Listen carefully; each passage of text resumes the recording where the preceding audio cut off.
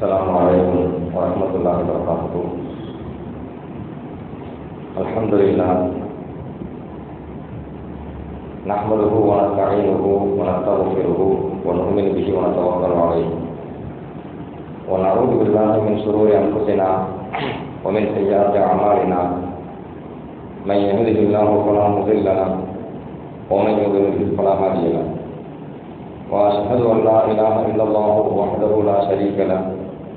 وأشهد أن سيدنا مولانا محمدا عبده ورسوله أما بعد فقد قال الله تعالى في القرآن العظيم وفي القرآن المجيد بعد أعوذ بالله من الشيطان الرجيم بفضل بسم الله الرحمن الرحيم وآخرين منهم لما يلحقوا بهم وهو العزيز الحكيم صدق الله العلي العظيم.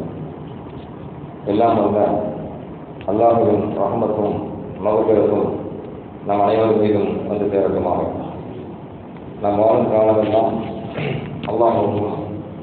அல்லாஹ்வுடைய தூதர் இறுதி தூதர் முஹம்மது ரசூலுல்லாஹி ஸல்லல்லாஹு அலைஹி வஸல்லம் அவர்களுக்கும் முழுமையாக கட்டுப்பட்டு வாழ வேண்டும், ஈமானோடும் இறை அச்சத்தோடும் வாழ வேண்டும் என்று ஆரம்பமாக எனக்கும் உங்களுக்கும் வசியத்து செய்கின்றேன். கண்ணியத்திற்குரிய அல்லாஹ்வின் நல்லடியார்களே, இன்று தராவீஹ் தொழுகையில் ஓதப்படவிருக்கின்ற வசனங்களில் அல்லாஹ் தஆலா ஒரு மனித இனம் எப்படி சிறப்புறுகிறது, யாரை கொண்டு சிறப்படைகிறது என்கிற விஷயத்தை சூரத்துல் ஜும்ஆவிலே அல்லாஹ் சுப்ஹானஹு வ தஆலா குறிப்பிடுகின்றார். மனித சமூகம் யாரை கொண்டு சிறப்படைகிறது என்றால், மாணவி ரசூலுல்லாஹி ஸல்லல்லாஹு அலைஹி வஸல்லம் அவர்களை கொண்டு, அவர்களை ஈமான் கொள்வதை கொண்டுதான் ஒரு மனித சமூகம் சிறப்படைகிறது. ராணிக்க பௌருல்லாஹ், அது அல்லாஹ்வுடைய மாபெரும் கிருபை. அல்லாஹ் சொல்கின்றார், அதை தன் நாடுகளுக்கு நல்லா பண்ணுகின்றார். அப்போ அல்லாஹ் தஆலா முஃமின்களாகிய நம்மை பெருமானார் ஸல்லல்லாஹு அலைஹி வஸல்லம் அவர்களை கொண்டு ஈமான் கொள்ள செய்தது அல்லாஹ்வினுடைய மிகப்பெரிய பங்கு, கிருபை. இந்த சமூகம் நபி ஸல்லல்லாஹு அலைஹி வஸல்லம் அவர்களை ஈமான் கொண்டுவிட்டால் நபியினுடைய உம்மத்திலே சிறந்த மனிதராக அவர் ஆகியிருக்கிறார். அதை தாண்டி அது முழுமையடைய வேண்டும் என்றால் அவரிடத்திலே ஈமான் பரிபூர்ணமானதாக இருக்க வேண்டும். மனித இனத்திற்கு இடையிலே பாகுபாடு ஏற்றத்தாழ்வு பார்க்காமல் மனித சமூகம் சமத்துவத்தோடு வாழ வேண்டும் என்பதை இதெல்லாம் கூறுகிறது. அல்லாஹ் குர்ஆனில் சொல்வான், யா அய்யுஹன் நாஸு, மக்களே, இன்னா கலக்னாக்கும் மின் ذكரின் வ உன்ஸா, நாம் உங்களை ஒரு ஆண் பெண்ணிலிருந்து படைத்தோம் என்று அல்லாஹ் சொல்கிறான். மனித சமூகம் எல்லோருக்குமே பெற்றோர் யாருன்னு கேட்டீங்கன்னா ஆதம் அலைஹிஸ்ஸலாம், ஹவ்வா அலைஹிஸ்ஸலாம். அந்த ஆண் பெண்ணிலிருந்து தான் மனித சமூகமாகிய உங்களை நாம் படைத்தோம். வஜஅல்நாக்கும் ஷுஊபன் வ கபாயில, உங்களை பல கிளைகளாக பல குடும்ப கோத்திரங்களாக நாம் ஆக்கினோம், பிரித்தோம். இது ஏன் பல குடும்பங்களாக? நிறைய குடும்பங்கள் இருக்கிறது. இதில் உயர் குடும்பம், தாழ்ந்த குடும்பம் என்ற பேச்சுக்கின வேலை இருக்கு. எதன் மூலமாக சிறப்பு காரப்பூ, ஏன் இந்த குடும்பங்களை பிரித்தோம்? இன்ன குடும்பம் சொல்லி குடும்பம் வேறு உண்டா இல்லையா? ஏன் அந்த குடும்பங்களை பல கோத்திரங்களாக பல கிளைகளாக பிரித்தோம் என்றால், நீங்கள் ஒருவருக்கு அறிந்து கொள்ள வேண்டும் என்பதற்க மாட்டார். இவர் யாரு? இந்த குடும்பத்தை சார்ந்தவர், இவர் யாரு? இந்த கிளையை சார்ந்தவர், இவர் யாரு? இன்னாருடைய பிள்ளை அப்படின்னு சொல்லி ஒரு மனிதரை அறிந்து கொள்வதற்கு வசதியாகத்தான் அல்லாஹ் தஆலா பல கோத்திரங்களை பல கிளைகளாக குடும்பங்களை மனிதர்களை உருவாக்கினானே தவிர ஏற்றத்தாழ்வு கற்பிப்பதற்காக இல்லை. நான் உயர்ந்த குடும்பம், நான் சிறந்த குடும்பம், நீ தாழ்ந்த குடும்பம் என்று ஏற்றத்தாழ்வு கற்பிப்பதற்காக அல்லாஹ் தஆலா மனித இனத்தை பல கோத்திரங்களாக பல பிரிவுகளாக பிரிக்கிறது. அல்லாஹ் அந்த ஆயத்தை முடிப்பான். உங்களை சிறந்தவங்கன்னு ஒரு ஆள் சொல்லலாம், சிறந்த குடும்பம்னு சொல்லலாம். யாரை சொல்லலாம் அப்படின்னு கேட்டீங்கன்னா, இன்னும் அக்கரமக்கும் இந்தல்லாஹி அத்துக்காகும், அல்லாஹ்விடத்திலே உங்களுக்கு மதிப்பிற்குரியவர்கள் யார் என்றால், சங்கையானவர் யார் என்றால் உங்களில் யார் அல்லாஹ்வை அதிகம் அஞ்சுகிறாரோ அவர்கள் தான்.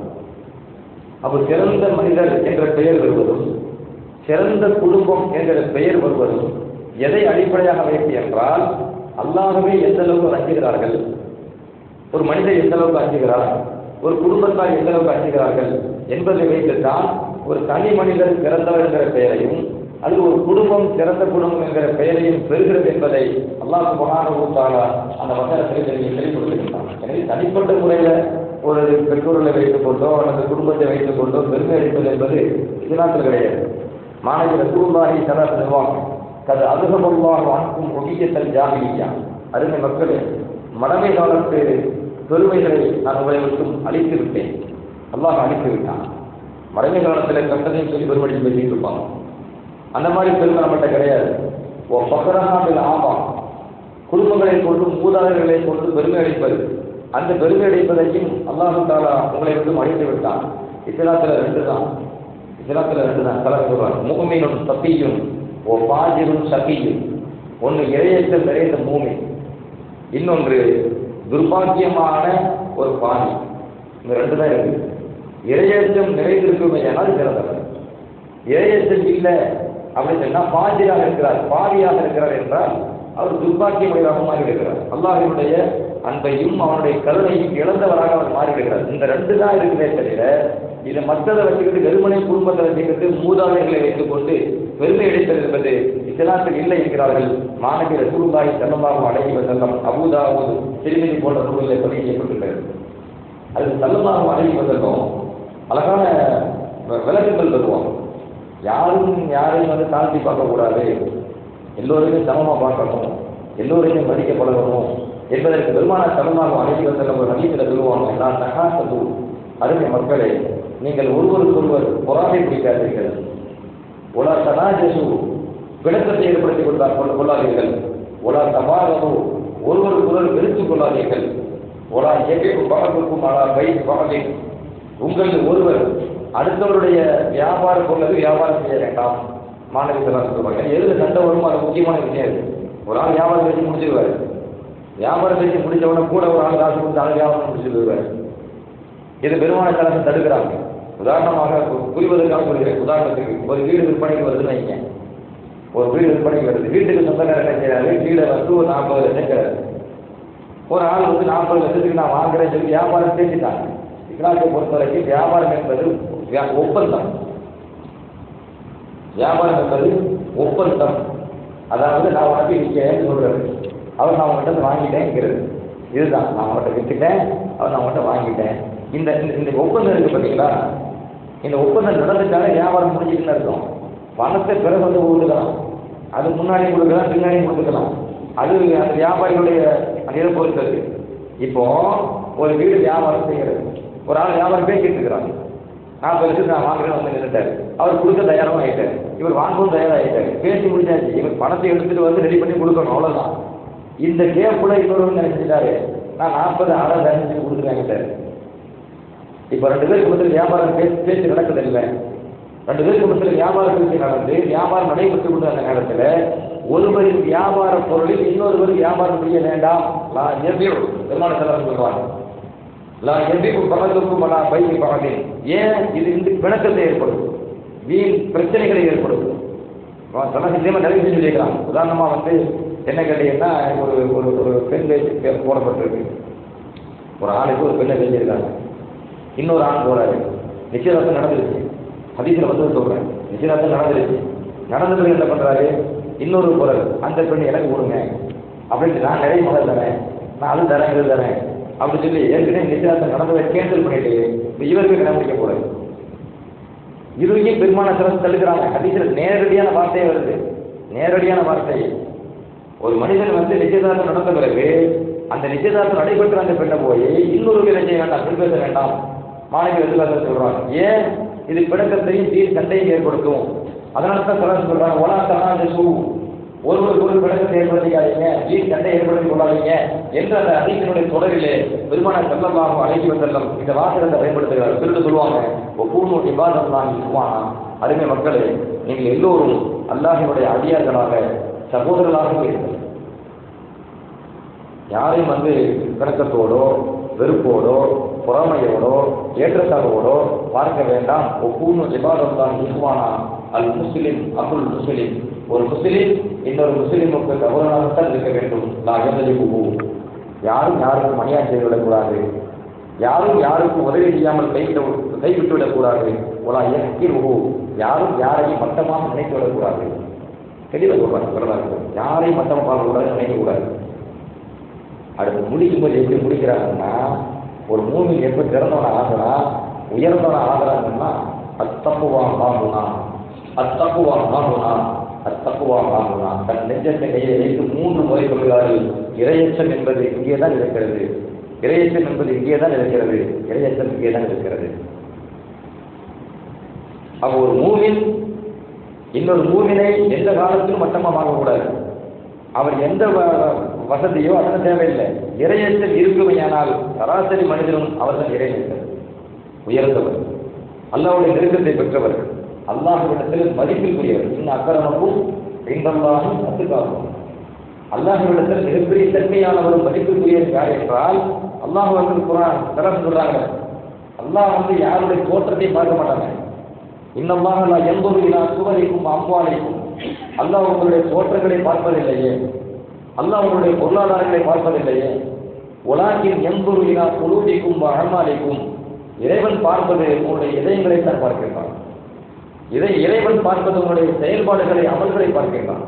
உங்கள் இதயம் ஒழுங்கான இதயமாக இருந்தால் அல்லாஹ் நேசிக்கின்றான். திருமணத்தில் சொல்வான், வெறுமனை அழகு, வெறுமனை தோற்றம், வெறுமனை நிறம், வெறுமனை இனம், இந்த நிறம் இனம் மொழி இந்த மாதிரி விஷயத்தில் அதை வச்சுக்கிட்டு ஒரு ஆள் விரும்ப முடியாது.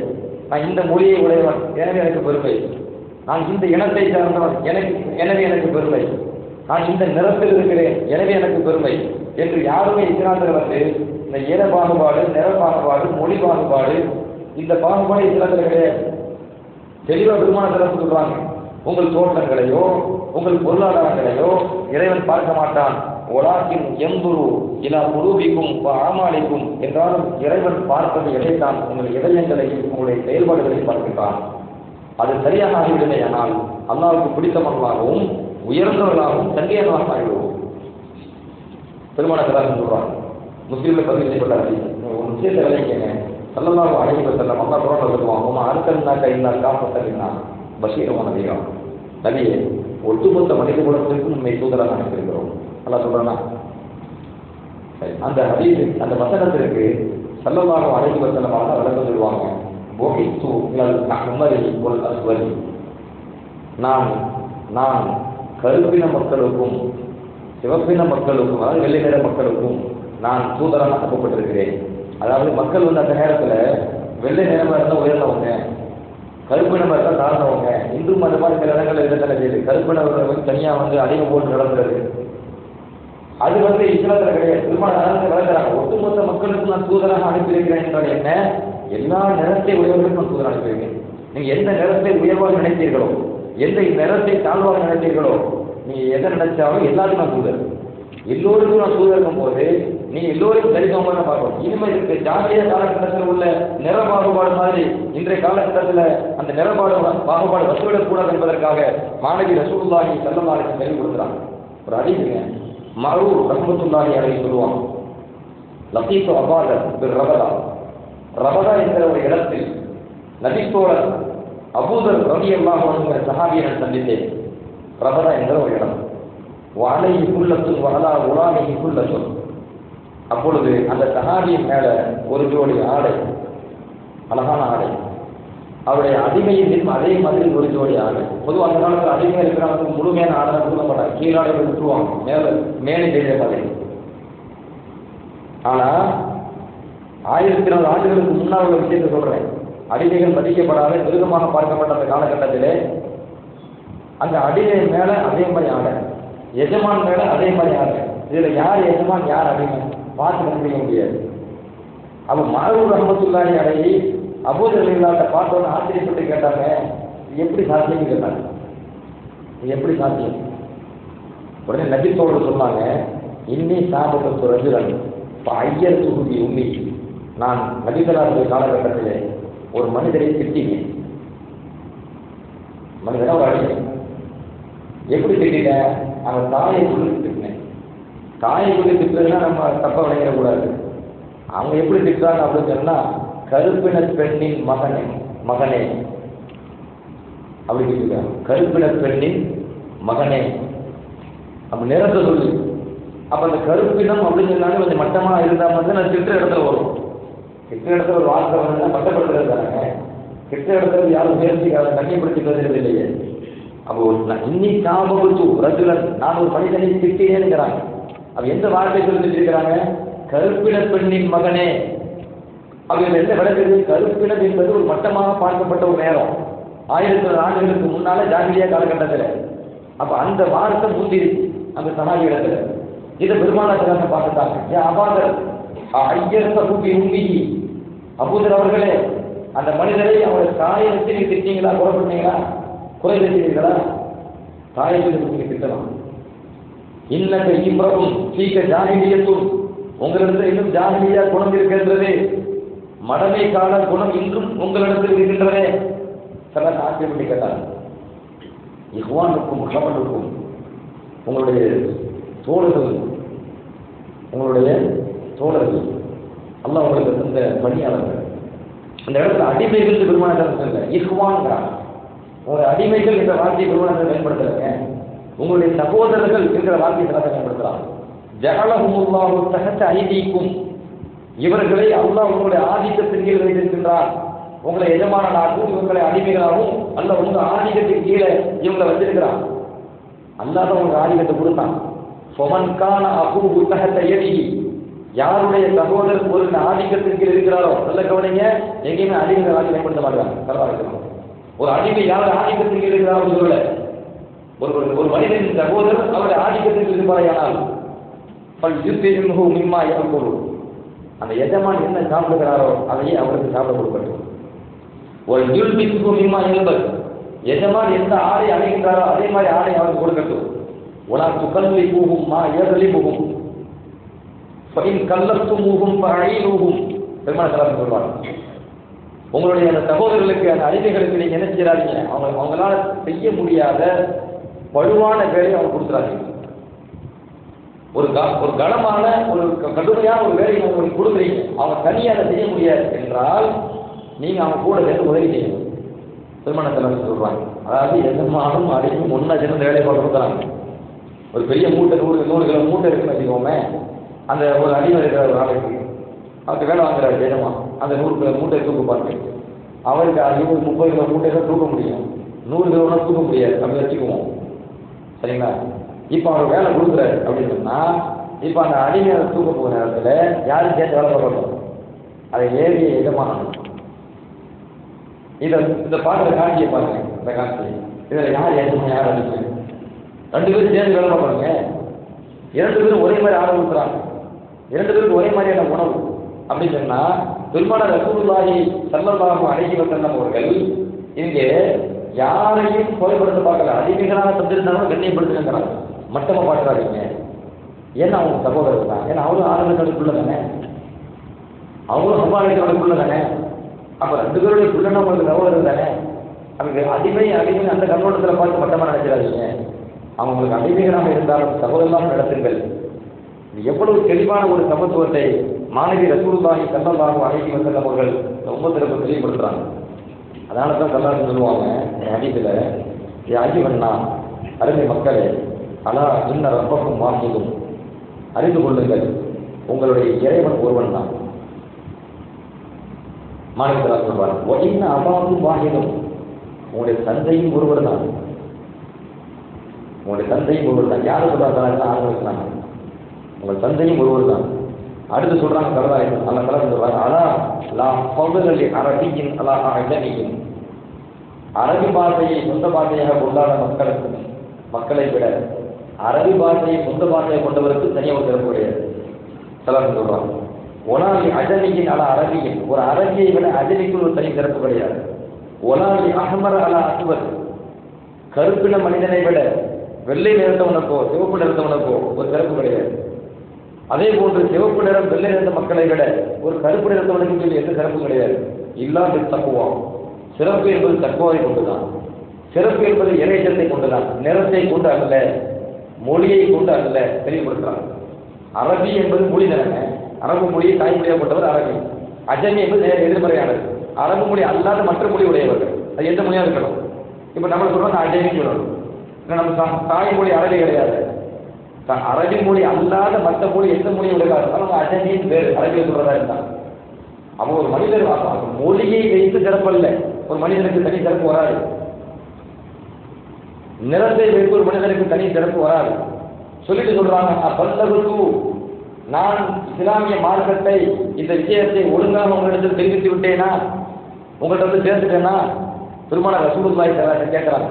சஹாபாக்கள் சொல்றாங்க, பல்லக ரசூலுல்லாஹி ஸல்லல்லாஹு அலைஹி வஸல்லம், அல்லாஹ்வின் தூதர் மாநபி ஸல்லல்லாஹு அலைஹி வஸல்லம் அல்லாஹ்வுடைய மார்க்கத்தை சரியாக எங்களிடத்தில் சேர்த்தார்கள், சரியாகத்தான் சேர்த்தார்கள். அகமதுல பதிவு செய்யப்பட்ட அறிக்கை சொல்கிறேன். நம்ம பெருமான ஸல்லல்லாஹு அலைஹி வஸல்லம் அவர்கள் அடிக்கடி இந்த விஷயத்தை நினைவூட்டிக்கிட்டே இருக்கிறார். ஜாபீர் இப்னு சுலைம் என்கிற ஒரு சஹாபி, அவர் முதல்ல மதீனாவுக்கு வருகிறார். அதுக்கு முன்னாடி நபி அவர்களால் பார்க்கவே இல்லை. இப்பதான் முதல்ல மதீனாவுக்கு வருகிறார். நபி ஸல்லல்லாஹு அலைஹி வஸல்லம் பார்க்கணும். அவர் என்ன சொல்றாரு, நான் மதீனாவுக்கு வந்தேன், அப்பொழுது தூரத்தில் ஒரு மனிதரை பார்த்தேன், அவரை சுற்றி நிறைய மக்கள் இருக்கிறார்கள், நான் கண்காணிச்சுக்கிட்டு இருக்கிறேன்.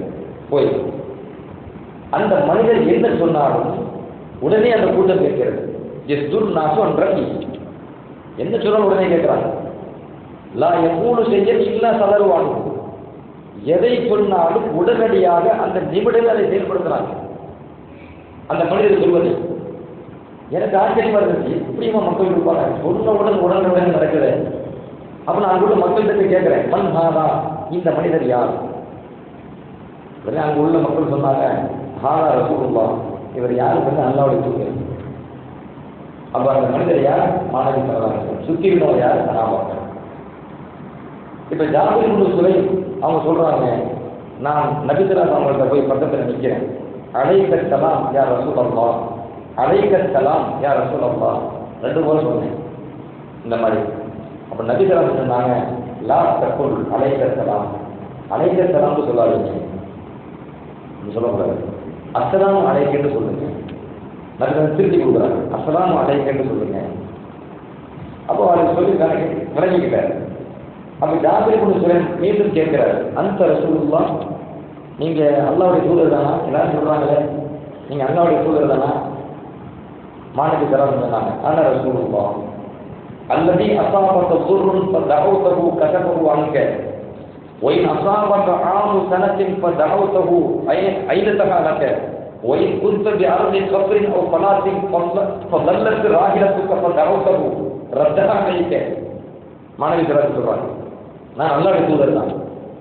எத்தனை அல்லாஹ் தெரியுமா? உனக்கு கஷ்டம் வந்தால் நீ அல்லாஹ்விடத்துல துஆ செஞ்சா அந்த கஷ்டத்தை அவன் போக்குவான். அந்த அல்லாஹ்வுடைய தூதர் தான். உனக்கு கடும் பஞ்சகாலம் வந்தால் நீ ரப்பிடத்துல பிரார்த்தனை செய்தால் அந்த பஞ்சகாலத்தை அவன் போக்குவான். அந்த அல்லாஹ்வுடைய தூதர் தான் நான். மாநபி ஸல்லல்லாஹு அல்லாஹ்வை யாரும் விளக்குறாங்க, விலகிதான் அல்லாஹ்வுடைய தூதர் தான் நான். அப்போ அவர் பார்க்குறாரு, நபியை கண்ணால் பார்த்துக்கலாம். ஈரசதி இலைய யார் சொல்லலாம், அல்லாஹ்வுடைய தூதரவர்களே எனக்கு ஏதாவது ஒரு உதவி செஞ்சீங்க. அந்த சஹாபி ஜாபீர் இப்னு சுலைம் ரலியல்லாஹு அன்ஹு அந்த பெருமானார் முதல்ல சொன்னது என்ன தெரியுமா? லா தசுப்பன்ன அஹதன், யாரையும் திட்டாதீங்க. எனக்கு திட்டுறது மட்டப்படுத்துறது தானே. லா தசுப்பன்ன அஹதன், யாரையும் திட்டாதீர்கள். இதை கேட்ட சஹாபி சொல்றாரு, அடிக்க முடியலை. உடனே அவர் சொல்றாரு, பொமா சபபுக்கு பாததானை கப்புரன் ஒலா அபுதன் ஒலா சாத்தன் ஒலா பகீரன். மாநபி ஸல்லல்லாஹு அலைஹி வஸல்லம் அவர்களிடமிருந்து அந்த ஹதீஸை நான் கேட்ட பின்பு என் வாழ்க்கையில் நான் யாரையும் திட்டினேன். எந்த அளவுக்கு கண்டுபடுறாங்க பாருங்க. நான் யாரையும் திட்டதில்லை, சுதந்திரமானவரையும் திட்டது கிடையாது, அடிமைகளையும் நான் திட்டினதில்லை. ஒலா சாத்தன் ஒலா பகீரன், ஆட்டை கூட நான் திட்டியதில்லை, ஒட்டகத்தை கூட நான் திட்டியதில்லை. இப்போ பைக்கில் போகிறோம், ஒரு வாகனத்தில் போகிறோம், இடைஞ்சல் பண்ணுறது, மாடு இடைஞ்சல் பண்ணுறது, ஆடு இடைஞ்சல் பண்ணுறது, நம்ம சத்தம் போடுவாங்க, திட்டுவாங்க. இயற்கையாக மனிதர் போனாது, இடையில ஏதோ ஒரு குறுக்க வருது அப்படின்னு சொன்னால் அது மிருகமாக இருக்கிறது இருந்தாலும் திட்டு விடும், அந்த மிருகத்தை திட்டு விடும். அதுதான் அந்த சஹாபி சொல்கிறாங்க, ஒலா சாத்தன் ஒலா பாட்டிய, நான் ஒரு ஆட்டை கூட என் வாழ்நாளில் திட்டியதில்லை, ஒரு ஒட்டகத்தை கூட என் வாழ்நாளில் நான் திட்டியதில்லை. அதை அப்படி கடைபிடிச்சுங்கிறான். அடுத்து பெருமான தலைமை சொல்றாங்க, ஒலா தஹ்கிரன்ன ஷைஅன் மினல் மஅரூஃப், நன்மையான காரியத்தில் எதையும் அற்பமாக நினைக்காதே. எதை அற்பமாக நினைக்கக்கூடாது. நன்மையாக தெரிஞ்சு செஞ்சிடும். ரோட்டில் நடந்து போகிறோம், நடுகையில் ஒரு கல் கிடக்குது, முள்ளு கிடக்குது, ஒரு ஊசி கிடக்குது, நம்ம பார்க்குறோம், புரிஞ்சு அதை எடுத்து ஓரமாக போடுறதுக்கு இருக்கும் அப்படி வச்சுக்கோங்க. அது பார்க்காதே நாலு பேர் மாய பார்ப்பாங்க, கீழே குனியம் எடுக்கிறாங்க. இதெல்லாம் சாதாரண விஷயம் தானே, அப்படி அற்பமாக பார்க்கறது கிடையாது. பெருமாள் சொல்லுவாங்க, அது தூக்கி ஒரு ஒதுக்கி கூட நல்ல காரியம். ஒலா தஹ்கிரன்ன ஷைஅன் மினல் மஅரூஃப், நன்மையான காரியங்களில் எதையும் நீங்கள் அற்பமாக நினைக்காதீர்கள். திருமண சலாசம் சொல்லி சொல்றாங்க, வஅன் துகல்லிம அஹாக வஅன்த முன்பசித்துன் இலைஹி பிவஜ்ஹிக, உன் சகோதரனை நீ பார்ப்பதாக இருந்தால் முகமலர்ச்சியோடு பார்க்க வேண்டும். கடுகளுக்காக கோபத்தோடு சகோதரனை பார்க்கக்கூடாது. ஒரு முஸ்லிமை பார்ப்பதாக இருந்தால் முகமலர்ச்சியோடு பார்க்க வேண்டும் என்று பெருமானார் ஸல்லல்லாஹு அலைஹி வஸல்லம் சொல்லிவிட்டு சொல்லுவாங்க கடைசியா, ஒயினின்ற உன் சத்தமக்க, ஒரு மனிதன் உன்னை திட்டினாலோ அவன் ஐயர்த்த அல்லது உன்னை குறை கூறினாலோ, உங்களோட உள்ளதான் சொல்றான் ஒருத்தன் குறை கூறுறான், அப்படி குறை கூறினாலோ அவரிடத்தில் உள்ள குறை உனக்கு தெரியுது, அதை சொல்லி நீ குறை சொல்ல வேண்டாம்.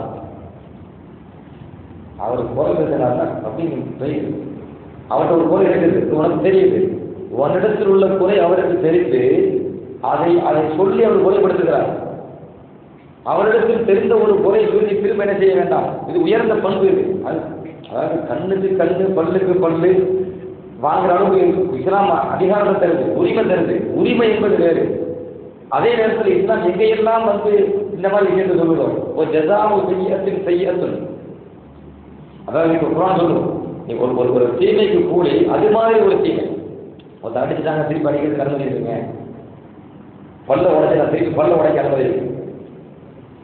செய்யத்து மித்லுமா, அதே மாதிரி ஒரு செய்யத்து என்ன செய்யலாம், பதிலுக்கு கொடுக்கலாம். ஆனால் மார்க் என்ன சொல்லுது அப்படின்னா, இதே மாதிரி எங்கெல்லாம் குர்ஆன் பேசுதோ இல்லைன்னு எடுத்து மன்னிப்பது சிறப்பு சொல்லுவோம். அடுத்து எப்படி முடிக்கும் அந்த ஆயத்தை, பதிலுக்கு பதில் செய்யலாம்னா மன்னிக்கிறது சிறந்தது. அவன் உரிமையே தருது, மன்னிக்கின்ற உயர்ந்த பண்பையும் கற்றுத்தருது, ரெண்டையும் சொல்லுது. அப்ப பெருமான ஸல்லல்லாஹு அலைஹி வஸல்லம் ஜாபிர் இப்னு சுலைம் ரலியல்லாஹுவுக்கு உயர்ந்த பண்புகளை கற்றுக் கொடுக்கிறார்கள். உரிமைகளை தாண்டி ஒரு இனிப்புறவும் சத்தமக்க, ஒரு மனிதன் உன்னை திட்டினாலோ அவ் ஐயரக்க பிமா யஅலமு முட்டிக்க, உன்னிடத்தில் உள்ள ஒரு குறையை அவர் தெரிந்து அதை கொண்டு அவர் உன்னை குறை சொன்னாலோ ஃபலா துஹய்யிர்ஹு பிமா தஅலம் ஃபீஹி, அவரிடத்தில் நீ தெரிந்த குறையை சொல்லி அவரை குறைப்படுத்த வேண்டாம். ஏன் தெரியுமா, எகுன் வபாலு தாலிக அலைஹி, எனக்கு கண்டுதான் இல்லைன்னு சொன்னா உனக்கு ஒரு பிரச்சனை இல்லை, அவருக்கு பாவம் கூட்டிட்டு போயிடுச்சு. பதிலுக்கு பதில் போறதுன்னா சில சமயம் பதிலுக்கு பதில் போகும்போது அவரை விட கூடுதலை ஏற்படுத்துவார். அதானுங்க, அவர் அடிச்சாருங்க திருப்பி நான் அடிக்க உரிமை இருக்குங்க அடிக்கும் 2 அடி எக்ஸ்ட்ரா அடிக்கும். அவங்க எக்ஸ்ட்ரா அடிக்கும் பாதியாக மாறுறான்னா இது மன்னிச்சு விட்டாங்க, இவனுக்கு நன்மை கிடைச்சி போச்சு, அவனுக்கு பாவம் சொல்லுவோம். பெருமான தெளிவாக சொல்றாரு. அப்படி எல்லாரும் எச்சரிக்கையா இருப்பாங்க. ஒரு ஆளை பாதியாக இருக்கிறது எப்படி நோக்கம் இல்லை, ஒவ்வொருத்தரும் எச்சரிக்கையா இருக்கிறது.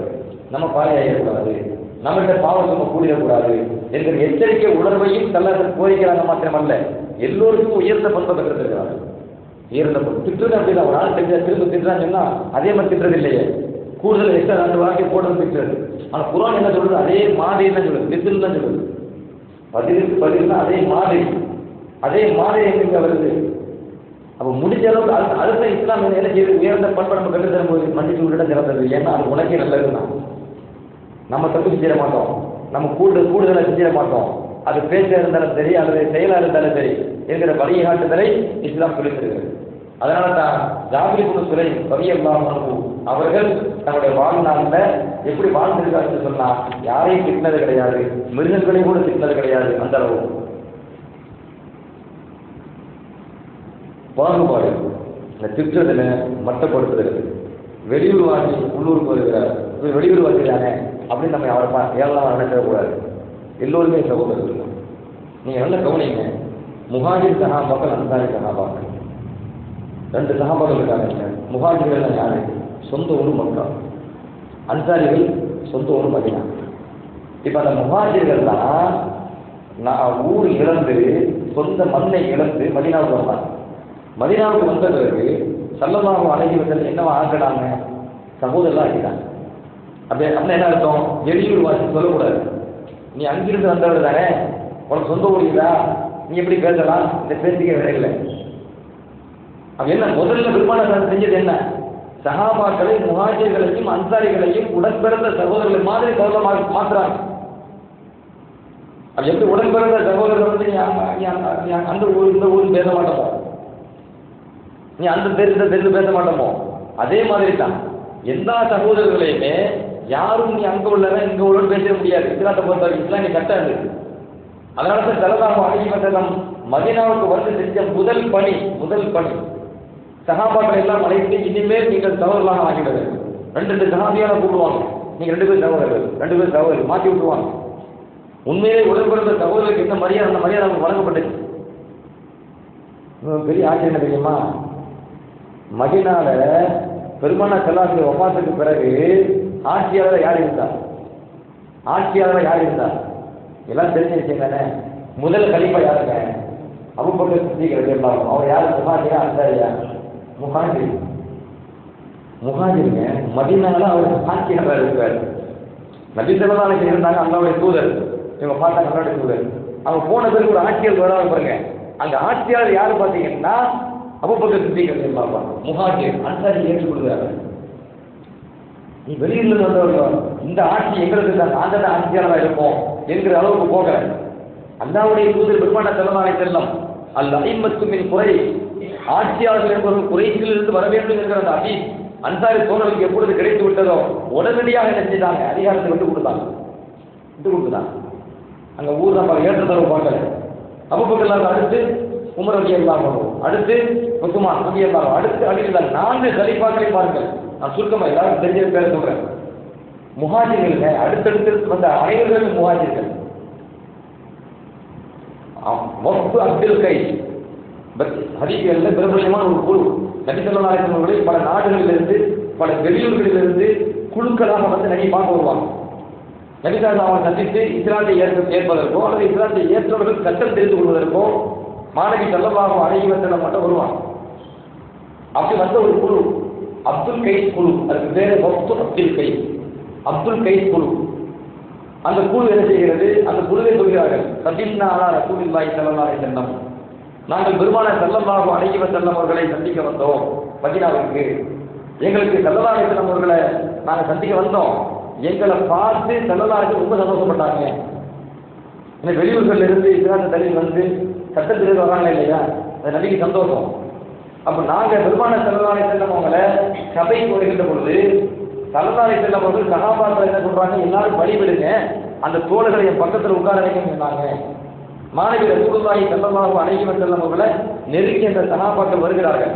அப்படி வருகின்ற பொழுது ஸல்லல்லாஹு அலைஹி வஸல்லம் மன் சய்யிதுக்கும் வ ரபீபுக்கும், உங்களுடைய தலைவர் யார்? இந்த குழுவின் தலைவர் யார்? ஸல்லல்லாஹு கேட்கிறார். அவ எல்லோரும் முன்கிர் என்கிற ஒரு சஹாபியை கையை காட்டுறாங்க, இவர் தான் இந்த குழுவின் தலைவர். அப்ப மாணவி ஸல்லல்லாஹு உடனே கேட்டாங்க, அஹாதல் அசஜ், இந்த அசஜ் தானே அப்படின்னு. அவருக்கு இன்னொரு பேர் அசஜ், இந்த அசஜ் தானே அப்படின்னு. அவங்களுக்கு ஆச்சரியமா போச்சு. நான் யார் சொல்லலாம்? ஆமா, புதுசா ஒரு குழு வருதுங்க. குழு வந்த உடனே அந்த குழுவின் தலைவர் யாருன்னு கேட்டுட்டு அவர் முன்கிருந்து அவங்க சொல்றாங்க, அசஜ்னு கூட சொல்லல, முன்கிருந்து சொல்றாங்க. பெருமானார் ஸல்லல்லாஹு அலைஹி வஸல்லம் பிரபல்யமான இன்னொரு பேரை சொல்றாங்க, அஹாதல் அசஜ், இந்த அசஜ் தான் தலைவரா? நாம் யா ரசூலல்லாஹ், ஆமாம் அல்லாஹ்வின் தூதர் அவர்களே என்று அந்த குழுவை சொல்ல பொழுது ரசூலுல்லாஹி ஸல்லல்லாஹு அலைஹி வஸல்லம் அவர்களிடத்துல ஆச்சரியத்தோடு அந்த சஹாபாக்கள் கேள்வி எழுப்புகிறார்கள், பி அபி வ உம்மி யா ரசூலல்லாஹ், அல்லாஹ்வின் தூதர் அவர்களே, எங்கள் தாயும் எங்கள் தந்தையும் உங்களுக்கு அர்ப்பணமாகட்டும். லஅன்த அஅலமு பி அஸ்மாஇ குரானா மின்னா, எங்கள் ஊர்ல உள்ள கிராமங்கள் பேர் கூட தாங்கள் தெரிந்து வைத்திருக்கிறீர்களே, எங்கள் குழுவின் தலைவர் யார் என்பதை கூட தாங்கள் தெரிந்து வைத்திருக்கிறீர்களே, எவ்வளவு விஷயத்தை தெரிஞ்சு வச்சிருக்கீங்க என்று பெருமானார் ஸல்லல்லாஹு அலைஹி வஸல்லம் அவர்களிடத்திலே அந்த மக்கள் ஆச்சரியத்தோடு கேட்டார்கள். மாணவி ரசூலுல்லாஹி ஸல்லல்லாஹு அலைஹி வஸல்லம் அதை நீண்ட அதிகம் சொல்கிறேன். அதுல மெயினா கவனிக்க வேண்டிய என்ன கேட்டீங்கன்னா, யா மாஷரல் அன்சார், உடனே அன்சாரிகள் சொல்லுவாங்க, என் அருமை அன்சாரி தோழர்களே, அக்ரிமு இஹ்வானகும், உங்களுடைய இந்த தோழர்களை நீங்கள் கண்ணியப்படுத்துங்கள். வெளியூர்ல வந்திருக்கிறாங்க. நீங்க அப்போ வெளியூர் வாசின்னு சொல்லலை, என்ன சொல்றாங்க? இஹ்வானக்கும், உங்கள் தோழர்களை உங்கள் சகோதரர்களை கண்ணியப்படுத்துங்கள். ஃபஇன்னஹும் அஸ்பாஹுக்கும் ஃபில் இஸ்லாம், ஏனென்றால் அவர்களும் உங்களை போன்றவர்கள் இந்த மார்க்கத்திலே. பிரித்து பார்க்கக்கூடாது. முதல்ல அதுதான் பண்றாங்க. முகாஜிகள் மதீனாவுக்கு வந்த பொழுது இதெல்லாம் தான் செஞ்சாங்க. ஒரு வெளியூர் வாசி மதீனாவுக்கு பெருமானாரை சந்திக்க வருகின்ற பொழுதும் பெருமானார் செய்தது அதுதான். ஃபஇன்னஹும் அஸ்பாஹுக்கும் ஃபில் இஸ்லாம், இவர்கள் மார்க்கத்திலே உங்களை போன்றவர்கள், எனவே இவங்களை கண்ணியப்படுத்துங்க. அப்ப அன்சாரி தோழர்கள் ஆளுக்காக என்ன செஞ்சாங்க? ஒவ்வொரு வீடு கூட்டு போறாங்க. நீ என் வீட்டுக்கு வாங்கி வீட்டுக்கு வாங்க, எல்லோரும் திருத்தாரியில போறாங்க. காலை சுப நேரம் மீண்டும் பள்ளிவாசல் வருகிறார்கள். அப்பொழுது மாணவி ரசூலுல்லாஹி ஸல்லல்லாஹு அலைஹி வஸல்லம் அந்த சஹாபாக்கள் அப்துல் கைஸை கேட்கிறாங்க. என்ன கேட்கிறாங்க அப்படின்னா, அருமை தோழர்களே, கைப்பர் அழைக்கும் கராமத்தையும் சவானிக்கும் நடக்கும் யாக்கும், உங்களுடைய சகோதரர்கள் உங்களை எப்படி கண்ணியப்படுத்துறாங்க? அவங்களுடைய விருது உபசரிப்பு எப்படி இருந்துச்சு? பெருமானார் ஸல்லல்லாஹு அலைஹி வஸல்லம் அந்த குழுவிலிருந்து கேட்கிறாங்க, உங்க அன்சாரி சகோதரர்கள் உங்களிடத்தில் எப்படி கண்ணியமாக நடந்து கொண்டார்கள், அதை எப்படி நீங்க பார்த்தீங்க? அவனுடைய விருது உபசரிப்பு எப்படி இருந்துச்சு, அதை எப்படி நீங்க பார்த்தீங்க அப்படின்னு கேட்ட பொழுது உடனே அந்த வக்து அப்துல் கைஸ் சொல்கிறார்கள், ஹைர இஹ்வான், ஹைர இஹ்வான், சிறந்த சகோதரமாக நாங்கள் பார்க்கிறோம். அலானோ ஃபிராஷனா, எங்களுக்கு மென்மையான விரிப்புகளை எங்களுக்கு கொடுத்தார்கள். ஓ அபாமு மசாமனா, சிறந்த உணவை எங்களுக்கு தந்தார்கள். ஓ பாத்து ஓ அஸ்பஹு யோ அல்லிமூனனா கிதாப ரப்பினா, அவர்கள் இரவு நேரத்திலும் சரி பகலிலும் சரி எங்கள் ரப்பினுடைய வேதத்தை குர்ஆனை எங்களுக்கு கற்றுக் கொடுத்தார்கள். ஓ சுன்னத்த நபியினா ஸல்லல்லாஹு அலைஹி வஸல்லம், எங்கள் நபி மாணவி ஸல்லல்லாஹு சுன்னத்தை எங்களுக்கு கற்றுக் கொடுத்தார்கள். நல்ல கவனிங்க, இருக்கிற வீட்டில் இருந்த விரிப்புகளிலே நல்ல விரிப்பு பார்த்து அவங்க கொடுத்துருக்காங்க. உணவுகள்ல சிறந்த உணவை சமைத்து அவங்களுக்கு கொடுத்துருக்கிறாங்க. ரொம்ப கண்ணியப்படுத்திருக்கிறாங்க. இரவிலே அந்த சஹாபாக்களை அந்த குழுவை அமர வைத்து குர்ஆனுக்கு விளக்கம் கொடுத்திருக்கிறார்கள். நபி ஸல்லல்லாஹு அலைஹி வஸல்லம் சுன்னத்தை விளக்கி கொடுத்திருக்கிறார்கள். இதையெல்லாம் கேட்ட பொழுது மாணவி ரசூலுல்லாஹி ஸல்லல்லாஹு அலைஹி வஸல்லம் அவர்கள் ஒப்பதிஹதிஹா, மிகவும் சந்தோஷப்பட்டார்கள். முஸ்னத் அஹ்மதில் பதிவு செய்யப்பட்ட ஹதீஸை சொல்கிறேன். எல்லோரையும் எப்படி சமமாக பார்க்கணும், மரியாதையாக பார்க்கணும், யாரும் யாரையும் திட்டிடக்கூடாது, குறைப்படுத்திடக்கூடாது, மட்டப்படுத்திடக்கூடாது. குறிப்பாக ஒரு முஸ்லீம் இன்னொரு முஸ்லீமை மதிக்க வேண்டும். ஏனென்றால் அவன் சகோதரர், அது முஸ்லீம் அபுல் முஸ்லீம், ஒரு முஸ்லீம் இன்னொரு முஸ்லீமுக்கு சகோதரர் தான். எந்த அளவுக்குன்னா அடிமைகளையும் சரியா பார்க்கணும், கைதிகளையும் ஒழுங்காக நடத்தணும். சிவாசனுடைய பார்வையில் நீங்க கவனிக்கலாம். முஸ்தாக் இப்னு உமைர் ரலியல்லாஹு அன்ஹு, அவனுடைய சகோதரர் பேர் அபு அசீஸ் இப்னு உமைர். அவர் பத்ர் போர்ல காஃபிர் கைது செய்யப்படுகிறார். பத்ர் போர்ல அவர் கைது, அபு அசீஸ் இப்னு உமைர்.